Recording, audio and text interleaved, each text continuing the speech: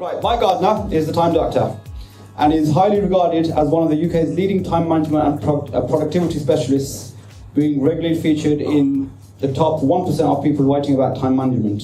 Mike is the author of the award-winning blog, Everything Time Management, and the Amazon best-selling book, Business Owners, Your Family Misses You.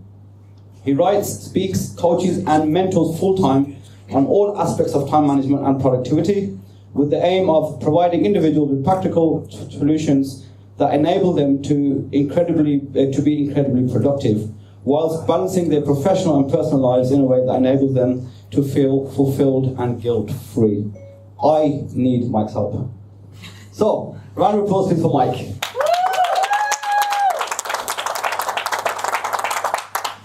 Do I need this microphone?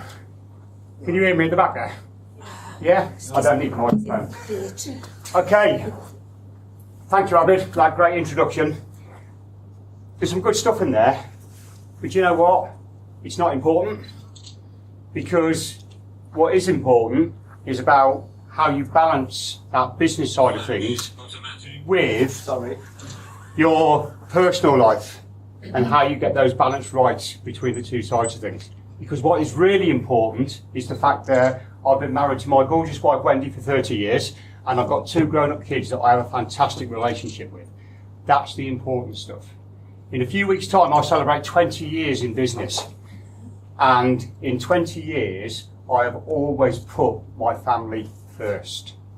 And when you start talking about time management and productivity, one of the first things that you can do is make sure that you realise 100% why you're in business.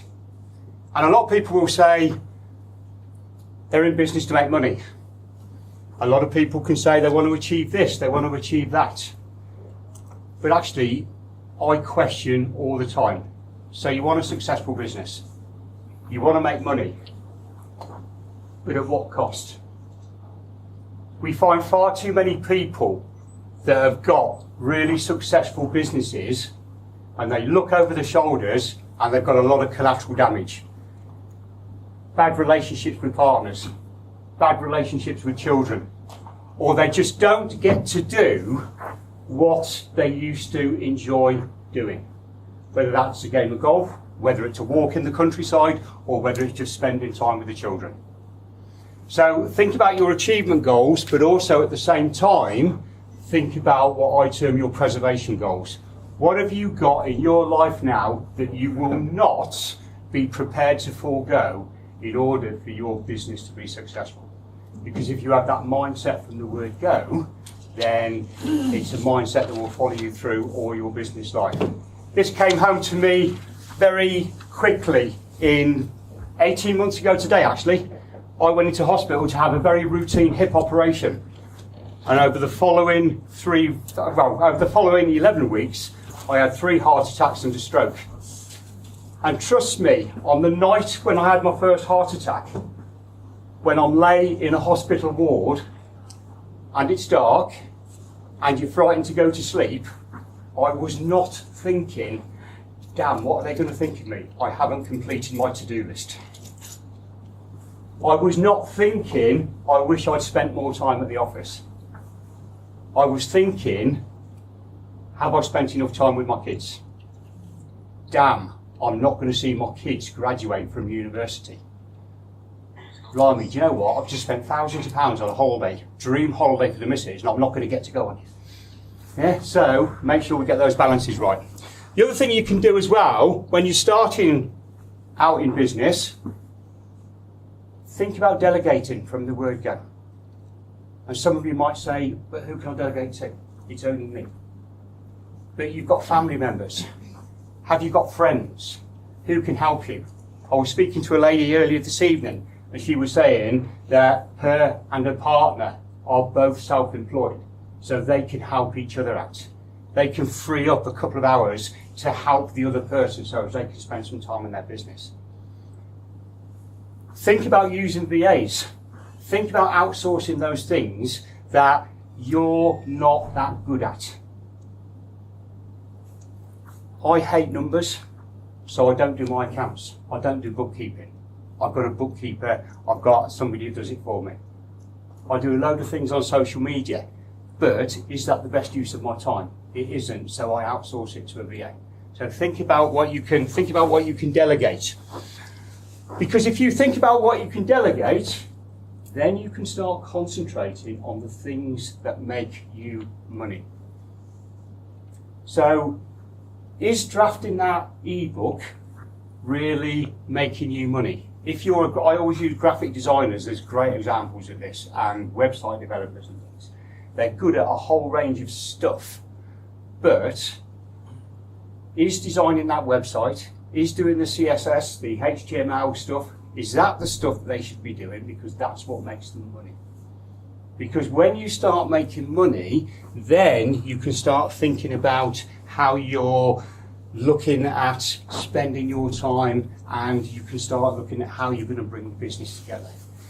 Because if you're concentrating on the things that you can do and the things that you do well, then what you can do then is actually, believe it or not, you can start shortening your hours. You can start having the time to get that balance right. So you can start outsourcing, and business becomes very, very enjoyable when you are doing the things that drive your passion. When you're doing the things that make you really think, yes, do you know what? This gets me out of bed in the morning. So thinking about those things. Because once you've done that, you can be in that position when you can start setting your own work hours. Now, some of you in the room may well be in that position now where you're just starting a business. You may be in full-time work, right, and you're starting that business on the side. Maybe you have got young families. Maybe you have to do a bit of work on your business when you put the kids to bed. Right? That's all right. I'm not going to say don't do it, but what I am going to say is make sure it stays as the exception. It doesn't become the norm. Because the minute it becomes the norm, that's when you start getting into trouble. So set your hours and stick to them. Yes, set your hours and stick to them. Thinking about setting those hours then, you can then start thinking about how you can plan your schedule and how you schedule your time. What do you need to do over the next few weeks? What chunks of time do you need to spend on your business to deal with certain projects, to get certain things done? Use something that's called the Pomodoro technique, where you break your hours up. You work for 20 minutes, 25 minutes, and then give yourself a 5-minute break. Do that a couple of times and then give yourself a 15-minute break at the end of it. Chunk your work down, make it enjoyable. Think about your energy cycles. When is your best time of the day? I'm a morning person. I am a genuine morning person. So at 4:30 in the morning, yeah, there is 2 of those for those that don't realise it. Yeah, I'm up, I'm doing work. That's my best time of the day to be really productive. Other times of the day, mid-afternoon, I'm quite lethargic. So I do the stuff that doesn't need a lot of thought. So think about the best times of the day and when are you doing your best work. Become aware of yourself. Be prepared to tweak that schedule as you're going along. Don't set the big thing that I find with time management systems is everybody says that you should have a time management system that is just cast in stone. There's lots of people out there that will say, do it this way, do it that way. But what you've got to have is you've got to have a time management system that suits you. Suits you. Your time management system should be as individual as you are. It depends on your personality, whether you're more right-brained or more of a creative thinker, or more left-brained and more of a logical thinker. It depends on your mindset towards time management. A lot of people will say to you with time management, they'll say, oh, if you've got problems with your time management, it's easy. All you need to do is write a list, prioritise it, and get on with it. To-do lists don't work for everybody. There will be people in this room that write a to-do list, And then they go away and they're busy all day, and then they come back at the end of the day, they look at their to-do list and they realise that they've not done anything that is on their to-do list. So they do one of two things. They either go, right, what can I do really quickly, and tick those off, or they think about what they've done during the day, they add it to the bottom of the list, and then they tick it off. Anybody done it? Yeah, a lot of knowing laughs there. Anybody done that? The thing about it is, a lot of people don't know the difference between a task list and a to-do list. A task list is exactly that. It is a list of tasks. I've met a couple of people in the room tonight that I've said I will do things for. That goes on my task list. Your to-do list should consist of no more than 3 or 4 things. They are 3 or 4 things that come hell or high water, you have to either complete or at the very minimum make a start on during that day. So prioritising your tasks. And don't always think about prioritising by urgency and importance. I always say to people, prioritise based on effort versus impact. How much effort do you need to put into something versus the impact that that will have for you or your business or your family life? So think about it from those sorts of perspectives. Time management doesn't have to be hard. It can't be that hard because I can do it. It doesn't have to be hard. It's not always easy, but you've got to think about those systems and those processes. I've not got loads of time to go into things tonight. I run 2 and 3 day courses and 1 day courses all around sort of time management and things, and I'm not here to sell anything.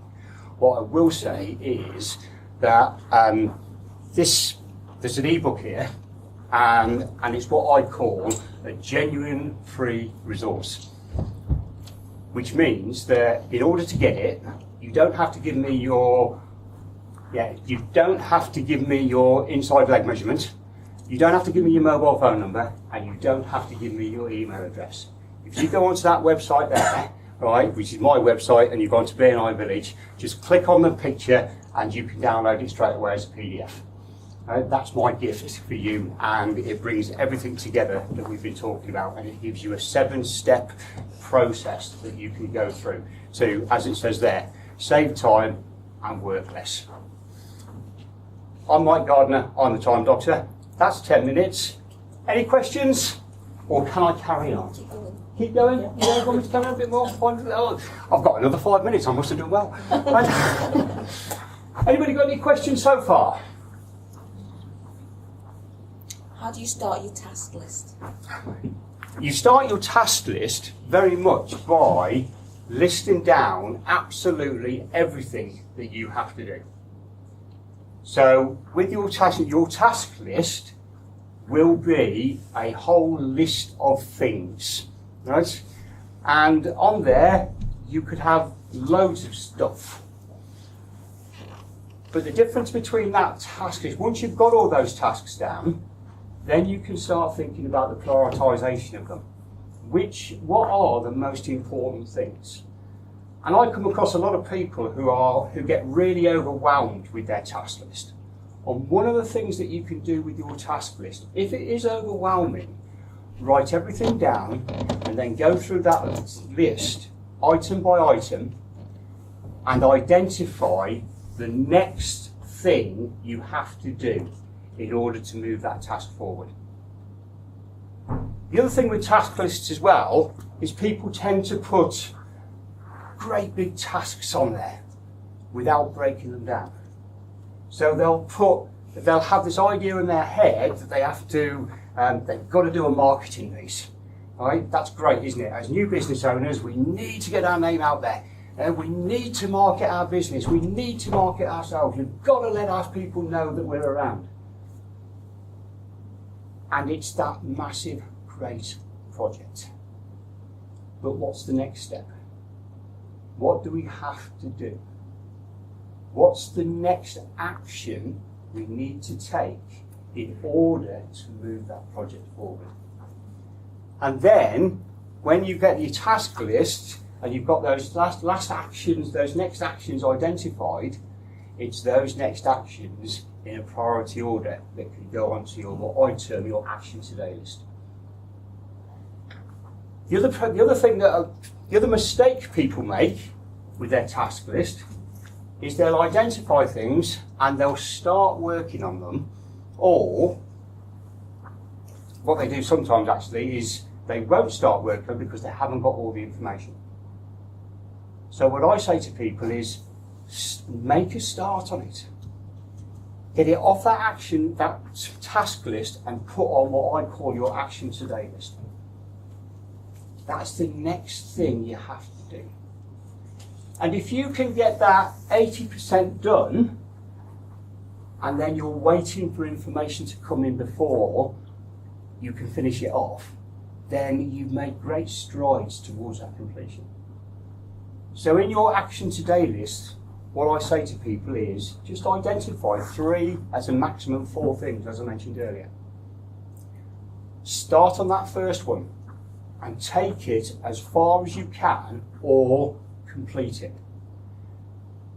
When you've got it to a point where you can do nothing else with it, then what you do then is you make it easy to pick up, you fire off the email, you make the phone call or whatever to get the information, and then you start on the next task on that list.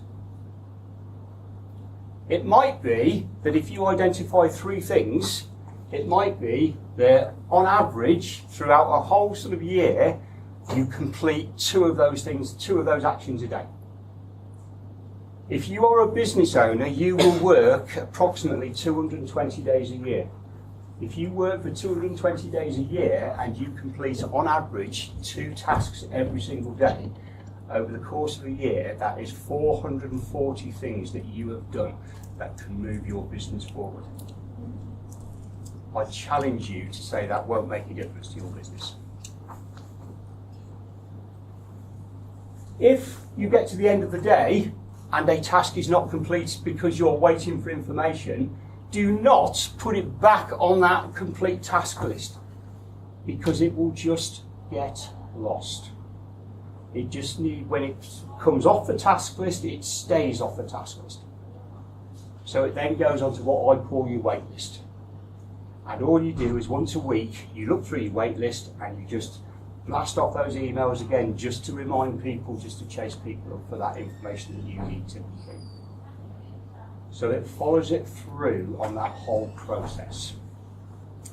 Task list, action today list, wait list if it needs to be. That makes sense? Yeah. Any other questions? Yeah. You know, with the tasks, as you said, suppose you're that kind of person who can't move to the next task before that one is finished, and then you find that you spend all day doing the one thing, and you can't move on to the next thing on the list. How do you tackle that? Do you just say, okay, I'll allocate an hour for this, leave it, even if the hour is up, just leave it, go to the next task? Once again, I think, it's that prioritisation of things, but it's exactly so. If you identify a task and you say to yourself, right, that is going to take me 3 hours to do today, then what I would suggest on that side of things is that instead of just putting 2 or 3, instead of putting 3 or 4 tasks on your action today list, it is just that one, and you work through that one and get it to that point where it's either done or you can't do anything else with it, because you've got. It's one of those tasks that in a project management term or a program management, it's classed as something like that would be classed as a critical path. If it doesn't get done, it holds other things up. So that becomes your priority task. So I shouldn't feel bad if it's going to take me 2 days. Right, okay. Well, once again then, the thing about that is to, is the task a big task? Or should you can you break it down a little bit, and can you chunk it down a little bit further? So as you're making little steps all the time towards that completion. And then what you can do at the end of those little steps is then you can take a break, you can reevaluate, you can look at it, and then you can sort of keeping that big picture in mind all the time. Anything else?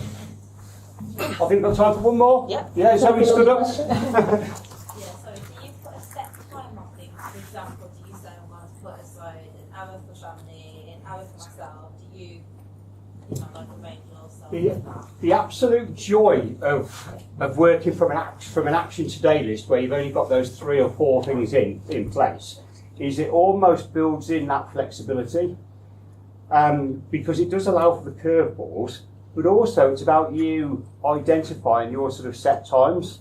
So obviously, I mean, you can tell by the wrinkles and everything now. My kids are all grown up and moved away, right? But when the kids were sort of growing up, for me, it was very much 5 o'clock at night. That was it. The office door was closed, because from 5 through to about sort of 8 o'clock was my time with my kids. That changed a little bit sometimes, because it might be that actually, do you know what? The weather's really nice now, so let's go up the hills. Right, let's go up the hills and have a game of football. Right, and if that's the case, then my day just shifted from a sort of 10 o'clock to, from an early morning, but it just sort of shifted a little bit. So it's about getting those priorities right for yourself. Okay, so if you're saying to yourself, actually, do you know what? I need this time with the family, then put that in your, whatever your diary system is, put it in there and treat that with the same importance as you would a client appointment. Make those appointments with yourself, make those appointments with your family, and keep them. You wouldn't break an appointment with a client, don't break an appointment with your family. Thank you. Fantastic point to finish on, actually. Thank you.